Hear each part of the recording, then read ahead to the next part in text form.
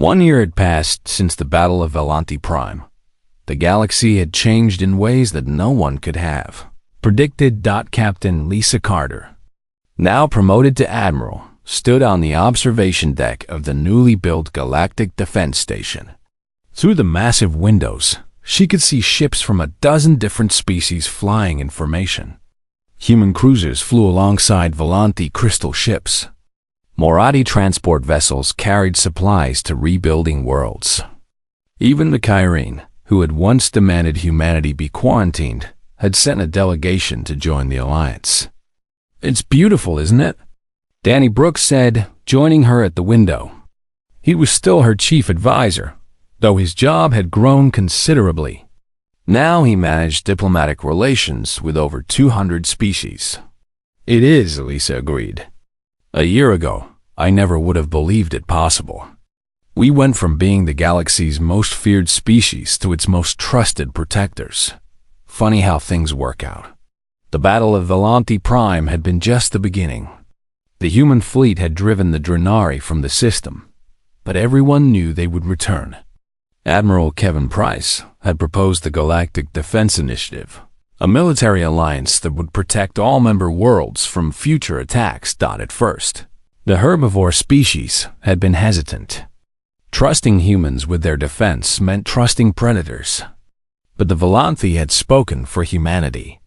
Ambassador Zyrith had addressed the Galactic Council personally, telling the story of how the meat-eaters had come to save his people when no one else would.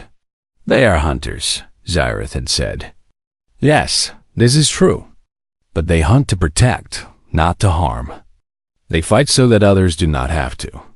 In all my years, I have never seen a species so willing to sacrifice for strangers. We feared them because we did not understand them. Now I understand. And I am grateful." The vote had passed overwhelmingly. Humanity was given the task of protecting the galaxy. Dr. Samantha Reyes had published her research on human psychology, helping alien species understand why humans behaved the way they did. She explained that millions of years of evolution had shaped humanity into cooperative hunters. They formed packs, protected their young, and fought fiercely against any threat to their group. These instincts did not disappear when humans became civilized. They simply expanded. Now the whole galaxy was their pack. The research had changed how aliens saw humanity. They still found humans strange, even frightening at times. But they also found them fascinating. And most importantly, they found them reliable. The Drenari had returned twice since Velanti Prime. Both times, the human fleet had been waiting. Both times, the Drenari had been defeated. After the second battle, the Drenari commander had sent a message to Admiral Price. "We do not understand your species," the message said. "You are predators, like us. Why do you protect the prey instead of hunting them? It makes no sense." Admiral Price had replied simply, "Because they are ours, and we protect what is ours." The Drenari had not attacked since. Lisa turned away from the window as the door behind her opened. Lieutenant Commander Jack Ellis entered, followed by Ambassador Zyrith. Both looked happy. "Admiral," Jack said with a grin, "the dedication ceremony is about to begin. They're waiting for you." Lisa nodded and followed them through the station. The corridors were filled with beings from across the galaxy, all gathered for this special day. They passed Velanthi and Morati, Kyrene, and a dozen other species. Many bowed their heads in respect as Lisa walked by. The ceremony was being held in the central plaza of rebuilt Velanthi Prime. The Crystal City had been restored to its former beauty, with new structures rising alongside the old. In the center of the plaza stood a massive statue, covered by a white cloth. Thousands of beings filled the plaza. Humans stood alongside alien soldiers next to civilians. Above them, ships from the Galactic Defense Fleet flew in formation, their engines leading colorful trails across the sky. Lisa took her place at the podium. Ambassador Zyrith stood beside her. Behind them, Danny, Jack, Maria Santos, Samantha Reyes, and hundreds of others who had been part of this journey from the beginning. 1 year ago, Lisa began. Humanity came to this world as strangers. We were feared because of what we are. Predators, meat-eaters, hunters. The galaxy looked at us and saw monsters. She paused, looking out at the crowd. Today, we stand here as family. Not because we changed what we are, but because we showed you what we have always been. We are predators, yes, but we are also protectors. We hunt, but we hunt those who threaten the innocent. We are feared, but only by those who deserve to fear us. She gestured to Zyrith, who stepped forward and pulled the cord that released the cloth. The statue was revealed. It showed a human soldier, rifle raised, standing over a fallen Velanti civilian. The soldier's face was fierce, protective, ready to fight. Below the statue, an inscription had been carved in 100 different languages. They eat meat so that we do not have to fear being eaten. The crowd erupted in applause. Aliens who had once been terrified of humans now cheered for them. It was a sound Lisa would never forget. Zyrith leaned close to her. You have given us something we never had before. Safety, peace, hope. How can we ever repay you? Lisa smiled and looked at her crew, her family. Danny was wiping tears from his eyes. Is wiping tears from his eyes. Jack was standing at attention, proud and strong. Maria was already talking about the celebration feast she was planning. Just keep being our friends, Lisa said. That's all we've ever wanted. Later that evening, the Resolute hosted a dinner for human and alien delegates. Maria Santos had prepared 2 menus. Synthetic proteins and vegetables for the herbivores. Real meat dishes for the humans and a handful of other omnivore species. Zyrith sat at the head. Table next to Lisa. He looked at the human food with curiosity. I will never understand how you can eat that, he admitted. But I have learned that understanding is not always necessary for friendship. Lisa raised her glass. To the galaxy. To peace. And to the strangest family anyone has ever seen. Around the room, glasses and appendages of every shape were raised in response. Outside the window, the stars shone bright and peaceful. Somewhere out there, the Dranari were licking their wounds, afraid to return. Somewhere out there, other predators were hearing the stories and learning a valuable lesson. The galaxy had new protectors. They were strange. They were fierce. They ate meat, and they would defend the innocent until the last human drew breath. That was the day the galaxy stopped fearing humanity. That was the day they learned to be grateful for the monsters who protected them. That was the day everything changed. The space battle raged for 3 hours. The Resolute moved through the Dranari fleet like a shark through a school of fish, its weapons firing in precise, calculated bursts. Captain Lisa Carr commanded from the bridge, her eyes never leaving the tactical display as she directed her ship through the chaos. The Dranari were confused. They had hunted prey across 3 galaxies, and their prey had always behaved the same way. They ran, they hid, they begged for mercy. These humans did none of those things. Instead, the humans attacked. Target the command ship's engines, Lisa ordered. I want them crippled, not destroyed. We need their communications array intact. The weapons officer nodded and adjusted his targeting. 2 shots later, the massive Dranari flagship was drifting dead in space, its engines nothing but burning wreckage. Excellent. Danny, broadcast on all frequencies. I want every ship in this system to hear this. Danny opened the channel. Lisa stood and faced the screen, knowing that the Dranari commander was watching. Your flagship is disabled. 12 of your ships have been destroyed. You came here thinking you would find easy prey. You were wrong. Humanity is not prey. We are predators, just like you. But there is a difference between us. We choose what we hunt. And today, we choose to hunt those who harm the innocent.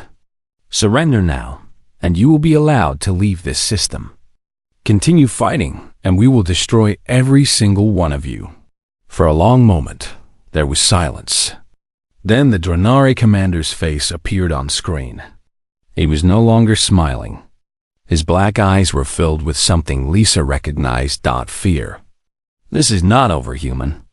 We will return with more ships. We will burn your world and feast on your children. This we promise. You can try, Lisa replied calmly. But I promise you this. Every time you attack, we will be there. Every world you threaten, we will defend. You wanted to hunt? Congratulations. Now you are the prey. The remaining Drenari ships turned and fled, jumping to hyperspace one by one. The flagship was last, limping away on backup power.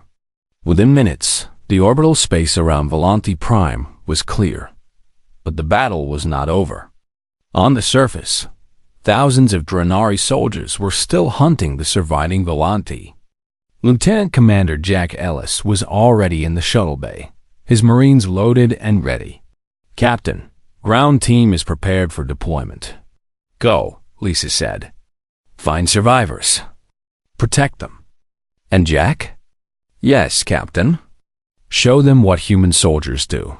The shuttles dropped through the atmosphere like falling stars. Jack Ellis watched the burning cities grow larger through the window, his jaw tight with anger. He had seen war before. He had seen terrible things done by terrible people. But this was different. This was not war. This was slaughter. The shuttles landed in the central plaza of the capital city. Once, it had been beautiful, filled with crystal fountains and gardens of glowing plants. Now it was a graveyard. Bodies lay everywhere. Volanti citizens who had been cut down as they tried to flee. Jack led his Marines into the ruined streets. They moved in formation, covering each other, watching for threats. The Drenari had spread throughout the city, hunting in small groups. They were not expecting resistance. They got it anyway. The first group of Drenari soldiers appeared around a corner, dragging a Volanti child by the arm. They saw the humans and froze, confused by these strange creatures that walked upright and carried weapons. Jack did not hesitate. His rifle spoke 3 times. 3 Drenari fell. The child ran toward the Marines, her crystal body flickering with terror. A young soldier named Amy Collins caught her and held her close. It's okay, Amy whispered. You're safe now. We've got you. The child looked up at her with wide, glowing eyes. You are the meat eaters? The ones our people fear? Yes, Amy admitted. But we're here to help. Can you show us where the others are hiding? The child hesitated, then nodded slowly. Follow me. She led them through the ruined streets to a collapsed building. Behind the rubble, hidden in a basement shelter, were nearly 100 Volanti survivors. They screamed when they saw the humans enter, pressing back against the walls in terror. Jack held up his hands. We're not here to hurt you. We're here to protect you. The Drenari are being pushed back. Help is coming. An older Volanti stepped forward. His crystal body was cracked and dull, damaged from the attack. But his voice was steady. You are human. You eat the flesh of animals. Why would you help us? We condemned you. We called you monsters. Jack knelt down to look the Volanti in the eyes. Because that's not what makes someone a monster. A monster is someone who hurts others for pleasure. A monster is someone who hunts the weak and the helpless. We eat meat to survive, but we also protect those who cannot protect themselves. That's the difference. More gunfire echoed in the distance. Jack's radio crackled with reports from other Marine teams. They were engaging Drenari forces across the city, pushing them back, rescuing survivors wherever they found them. "Stay here," Jack told the Volante. "My people will keep you safe." He turned to leave, but a voice stopped him. "Human, wait." Jack looked back. Ambassador Zareth was standing at the entrance to the shelter. He looked terrible, his crystalline body flickering weakly, but he was alive. "Ambassador," Jack said, "we got your message." Zareth moved closer. His colors shifted slowly, from fear to something else. Something warmer. "I owe you an apology. I looked at your species and saw only the surface. The predator. The meat-eater. I did not see the heart beneath. I did not understand that the same instinct that drives you to hunt also drives you to protect." Jack shook his head. "You don't owe us anything, Ambassador. You were scared. That's natural. But now you know the truth. Humans aren't your enemy. We never were." "No," Zareth agreed quietly. "You are not. You are something we never imagined could exist. Predators with conscience. Hunters with hearts. You are terrifying, but not because you might hurt us. You are terrifying because of what you might do to those who threaten us." Another explosion shook the building. Jack checked his weapon and moved toward the door. "Stay safe, Ambassador. This isn't over yet. But I promise you, when it is, the Drenari will never threaten your people again." He disappeared into the smoke and fire. Behind him, the Volante survivors huddled together and watched the humans fight. For the first time in days, they dared to hope. The meat-eaters had come to save them, and they were winning. The journey to Volante Prime took 6 hours. 6 hours of tense silence on the bridge of the Resolute as the crew prepared for whatever they would find. Captain Lisa Carter spent most of that time studying the sensor data, trying to understand the enemy they were about to face. The black ships were massive. The smallest was twice the size of the Resolute. The largest was nearly 1 kilometer long, covered in strange symbols that the translation software could not identify. They moved in patterns that suggested intelligence, but there were no communications, no signals, no attempt to negotiate. "I've never seen anything like them," Danny Brooks said quietly. He was sitting at his station, running the ship profiles through every database they had. "They don't match any known species. It's like they came from nowhere." Lisa nodded grimly. "Or from somewhere we haven't explored yet. The galaxy is a big place. We've only mapped a small part of it." Lieutenant Commander Jack Ellis entered the bridge. He was wearing full combat armor and carrying his rifle. His Marines were ready in the shuttle bay, waiting for the order to deploy. "Ground team is prepared, Captain. We have medical supplies, emergency rations, and enough ammunition to hold a position for 72 hours. Whatever we find down there, we'll be ready." "Good. But Jack, I need you to understand something. The Volante are terrified of us. They think we're monsters. When we land, they might be as scared of us as they are of whoever is attacking them. We need to show them that we're there to help, not to harm." Jack nodded slowly. "Understood, Captain. We'll be gentle with the Crystal people." The Resolute dropped out of hyperspace at the edge of the Volante system. What they saw made everyone on the bridge stop breathing. Volante Prime was burning. The beautiful crystal world that Lisa had seen in so many images was now covered in dark clouds of smoke and ash. Fires raged across entire continents. The orbital stations that had welcomed visitors from across the galaxy were shattered wreckage floating in space dot and everywhere. The black ships moved like sharks through bloody water. "My God," Danny whispered. "What happened here?" The answer came from the communication station. A weak signal, barely strong enough to detect. "This is Ambassador Zareth to any ships in range. Our world has fallen. The Drenari have come. They do not want resources or territory. They want us. They are hunting us for sport. They are eating us alive. Please, if anyone can hear this message, help us. We were wrong about humans.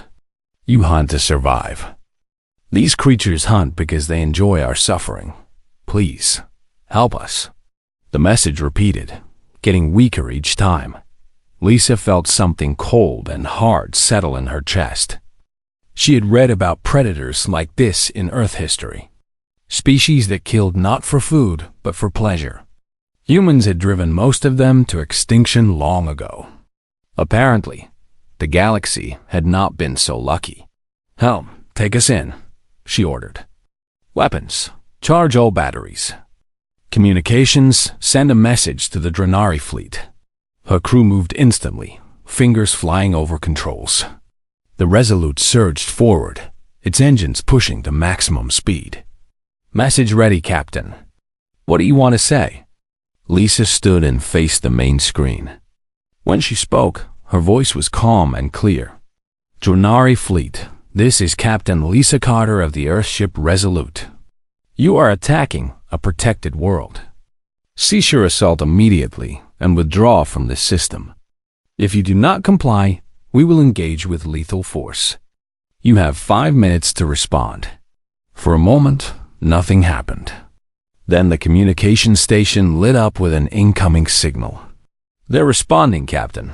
On screen." The image that appeared was like something from a nightmare. The Drenari were tall and thin, with gray skin stretched tight over visible bones.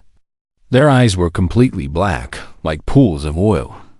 Their mouths were filled with rows of sharp teeth, and their long fingers ended in curved claws. But worst of all was the expression on the creature's face. It was smiling. "Humans," the Drenari commander said. Its voice was wet and rasping, like meat being torn.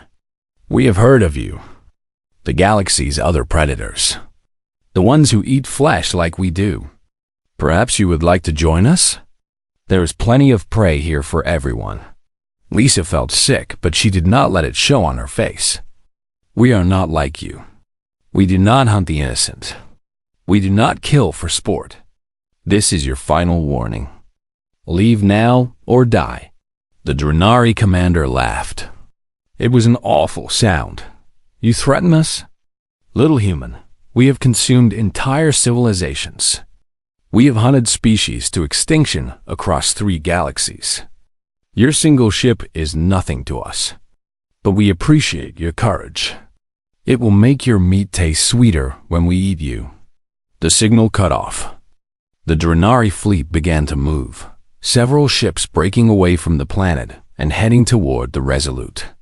"Captain," Danny said, his voice tight, "we're outnumbered 30-1. Lisa smiled. It was not a kind smile. "I know. That's almost fair for them." She turned to her crew. These were the men and women who had trained for years for exactly this moment. They knew the odds. They knew they might die, and not one of them showed fear. "Listen carefully," Lisa said. "The galaxy thinks we're monsters because we eat meat. Today, we're going to show them what real monsters look like. And then we're going to show them what happens when monsters meet humans." She sat back in her command chair and gripped the armrests. "All hands, battle stations. Today we hunt." The first Drenari ship fired. Its weapons were powerful, designed to break through the defenses of peaceful herbivore worlds. Against the Resolute's military-grade shields, they barely made a dent. The Resolute fired back. Its weapons were designed by a species that had been fighting wars for thousands of years. A species that had perfected the art of killing long before they reached the stars. The first Drenari ship exploded in a ball of fire. On the bridge, no one cheered. There was too much work to do. But Lisa Carter allowed herself a small moment of satisfaction. The Drenari wanted to hunt humans. They had no idea what they were getting into. The battle for Velanti Prime had begun, and humanity was just getting started. The news spread faster than anyone expected. Within 3 days of the Velanti departure, Earth Command received 17 official communications from alien civilizations. All of them were asking the same question. Was it true that humans ate meat? Admiral Kevin Price sat at the head of the conference table, looking older than his 55 years. He had spent his entire career preparing for first contact, imagining the glory of humanity taking its place among the stars. Now he was managing a public relations disaster that spanned multiple solar systems. "Give me the numbers again," he said to Dr. Samantha Reyes. His chief XENO anthropologist, Samantha, pulled up the data on the main screen. She was a tall woman with gray hair and sharp eyes that missed nothing. She had devoted her life to studying alien cultures, and now she finally had real aliens to study. The irony was not lost on her. 847 known sentient species in the galactic community, she began. Of those, 823 are pure herbivores. They evolved on worlds where plant life was abundant and predation was rare. 12 species are omnivores, but they only eat insects or very small creatures. None of them hunt large animals. And humans? Admiral Price asked, though he already knew the answer. We are unique.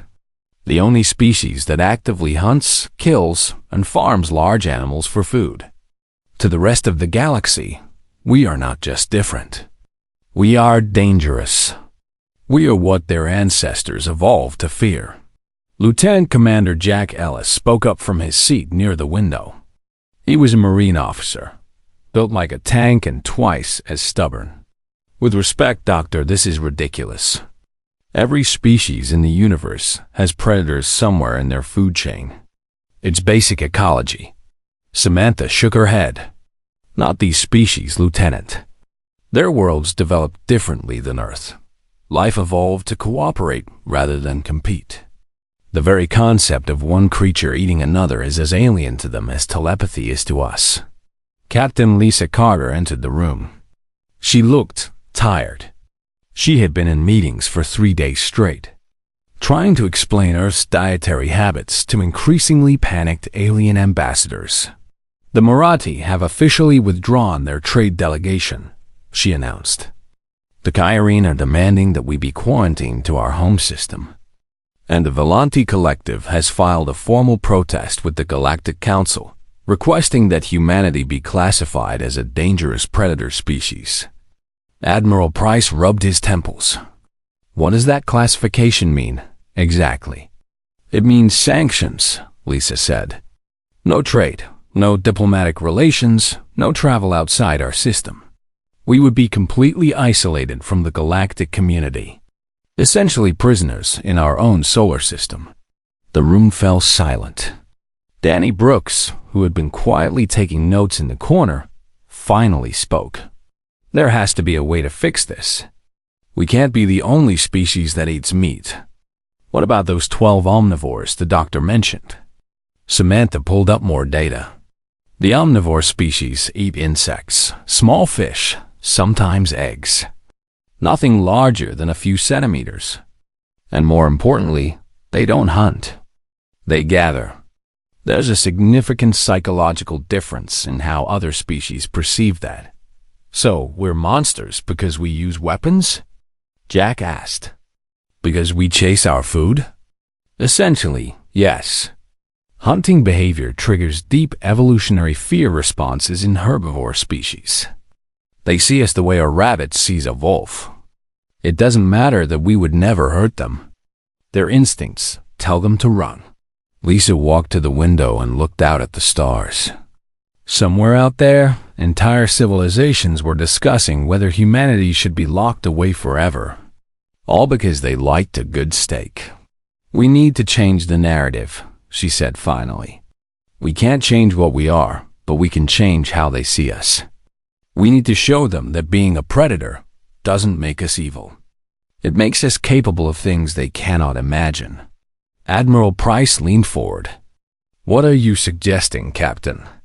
I'm suggesting that instead of apologizing for our nature, we embrace it. We show them that humanity's predatory instincts come with other traits. Loyalty, protectiveness, the willingness to fight for those weaker than ourselves. We don't just hunt to survive. We hunt to protect. Danny nodded slowly. The guardian angle. Make them see us as sheepdogs instead of wolves. Exactly. Exactly. Throughout human history, our greatest heroes have been those who stood between the innocent and danger. Knights protecting villages. Soldiers guarding civilians. Parents defending children. That protective instinct is the flip side of our predatory nature. We need to make the galaxy understand that. Admiral Price considered this for a long moment. It's a good idea in theory, Captain. But how do we demonstrate it? We can't just tell them we're protective. We need to show them. As if an answer, an alarm suddenly blared through the station. Red lights flashed. A young officer burst into the room, his face white with shock. Admiral, we're receiving a distress signal. It's coming from Volanthi Prime. Samantha quickly pulled up the communication. The signal was weak, broken by static, but the message was clear enough. Unknown fleet. Attacked without warning. Cities burning. They're taking people. Please, anyone who can hear this, help us. The transmission cut off. The room was silent except for the soft hum of electronics. Pull up the sensor data, Admiral Price ordered. What attacked them?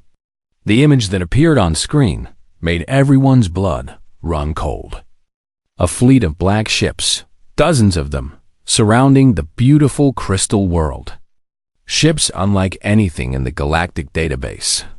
Ships that looked like they were built for one purpose, only War. Lisa stared at the image. This was it. This was the moment that would define humanity's place in the galaxy. They could stay here, safe in their own system, and let the herbivores face whatever horror had come for them. Or they could do what predators did when their pack was threatened. Admiral, she said, her voice steady. Request permission to take the Resolute and respond to the distress call. Admiral Price looked at her for a long moment. Then he nodded slowly. Permission granted, Captain. Show the galaxy what humans do when the sheep are in danger. Lisa turned to her crew. Danny was already on his feet. Jack Ellis was checking his sidearm. Even Maria Santos, who had come to the meeting to deliver coffee, was standing at attention. You heard the Admiral, Lisa said. We have a planet to save. As they left the room, Samantha Reyes called after them. Captain, be careful. We don't know what those ships are or where they came from. Lisa paused at the door. Then I guess we'll find out together, Doctor. And when we do, the whole galaxy will be watching. The Resolute launched from Earth orbit 20 minutes later, its engines burning hot as it raced toward the unknown. Behind it, the rest of the human fleet was mobilizing. Whatever was attacking Volanthi Prime was about to learn an important lesson. Humans might eat meat, but they also protected their own. And right now, the Volanthi were their own. The Volanthi ship was beautiful. It looked like a giant crystal floating in space, catching the light of distant stars and throwing rainbows across the void. Captain Lisa Carter watched it approach through the main window of Horizon 1, Earth's largest orbital station. She had seen many things in her 20 years of service, but nothing quite like this. They're requesting permission to dock, said Danny Brooks, her cultural liaison officer. He was a young man with kind eyes and a gift for languages. The alien translation software had been his project for the last 5 years. Granted, Lisa said, and make sure the welcome committee is ready. This is the biggest day in human history. The Volanthi were the first alien species to make official contact with Earth. They had sent messages for months before this visit, exchanging information about their cultures, their histories, their hopes for friendship between their peoples. Lisa had read every report, studied every image. She thought she was prepared, she was wrong. The airlock opened and Ambassador Zurith stepped onto the station. He was tall, nearly 7 feet, and his body seemed to be made of living crystal. Light passed through him and came out changed, colored by emotions that Lisa was only beginning to understand. Right now, he glowed with soft blue and green. According to Danny's research, that meant curiosity and goodwill. "Welcome to Horizon 1, Lisa said, extending her hand in the human gesture of greeting. "On behalf of Earth and all her people, we are honored by your presence." Zyrith did not take her hand. Instead, he pressed his own hands together and bowed slightly. Lisa quickly did the same, grateful for the hours of protocol training. "Captain Carter," Zyrith said through the translator device hanging from his neck. His real voice was like wind chimes, but the device converted it to clear English. "The Volanti Collective has waited long for this moment. We have traveled far to meet the people who created such beautiful music and art. Your species fascinates us." Lisa smiled and gestured toward the corridor. "Please, let me show you to the diplomatic quarters. We have prepared a welcome dinner in your honor." The delegation moved through the station, with Lisa pointing out various features and Zyrith asking polite questions. His 4 advisors followed behind, their crystal bodies chiming softly as they walked. Danny walked beside them, recording everything for the historical archives. The dining hall had been transformed for the occasion. Soft lighting, comfortable chairs designed to accommodate Volanti anatomy, and tables covered with white cloth. Chef Maria Santos had worked for 3 days straight to prepare the meal. She stood near the kitchen door, nervous but proud. "Please sit," Lisa said. "Our chef has prepared dishes from many Earth cultures. We hope you will find something to your liking." The Volanti took their seats. Servers brought out the first course, a selection of appetizers from around the world. There were vegetable dishes, grain dishes, and several meat dishes that Maria considered her finest work. Zyrith examined the food with interest. His crystal body shifted to orange, which Danny had said indicated intense curiosity. "These dishes are most varied," Zyrith observed. "May I ask about their origins?" "On Volanti Prime, we consume only plants and minerals. I am curious about Earth nutrition." Lisa nodded to Maria, who stepped forward. The chef was a small woman with dark hair and warm brown eyes. She loved explaining her food almost as much as she loved cooking it. "Of course, Ambassador," Maria said. "This dish here is a Greek salad, made from vegetables grown in the Mediterranean region. These are rice balls from Japan. And this," she pointed to a plate of small, perfectly cooked pieces of meat, "is beef tenderloin from cattle raised in Argentina." Zyrith's translator processed the words. For a moment, nothing happened. Then his crystal body flickered, the colors draining away until he was almost clear. "Beef," he repeated slowly. "From cattle. These are animals, yes? Living creatures?" Maria nodded, not understanding the sudden change in atmosphere. "Yes, cattle are animals. We raise them on farms and then—" She stopped. Zyrith had risen from his chair. His advisors did the same, their bodies now pulsing with deep red and violet. Danny's face had gone pale. He knew what those colors meant. Fear and horror. "You eat them?" Zyrith's voice through the translator was barely a whisper. "You kill living creatures and consume their flesh?" Lisa stepped forward, her hands raised in a calming gesture. "Ambassador, please. On Earth, many species eat other species. It is simply part of our biology. We meant no offense." "No offense?" One of the advisors spoke now, his voice sharp. "You sit here, offering us the dead bodies of animals as a gesture of friendship? Do you know how this appears to us?" Danny moved to Lisa's side. "Captain, I think there's been a cultural misunderstanding. The Volanti and most of the galactic community evolved as herbivores. They don't have predators on their worlds, The concept of eating meat is completely foreign to them. Not just foreign, Zyrith said. He was backing toward the door now, his advisors forming a protective circle around him. It is the act of monsters, of beasts. We came here expecting to meet enlightened beings. Instead, we find predators wearing the mask of civilization. Lisa felt her heart sinking. Years of preparation, months of careful diplomacy, all falling apart over a dinner menu. Ambassador, please, she tried again. Humanity is not defined by what we eat. We are artists, scientists, explorers. We build, we create, we dream. Yes, we eat meat, but that does not make us monsters. Zyrith paused at the door. His colors were still dark, but there was something else there now. Something Lisa could not identify. Perhaps, he said quietly. Perhaps you are right, Captain. Perhaps we have judged too quickly. But you must understand.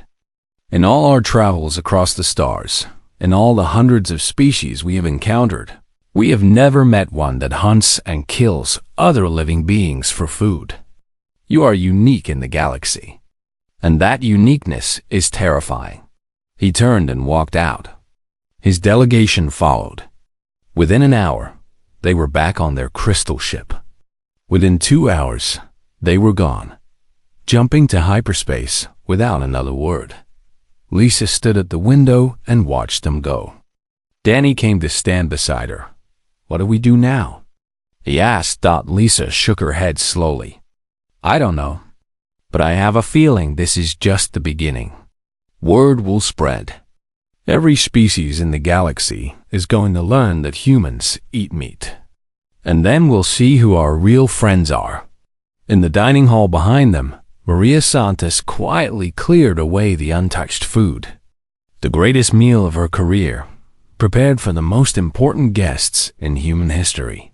Now it was just cold meat and wilted vegetables. First contact had been made, and it had gone terribly wrong.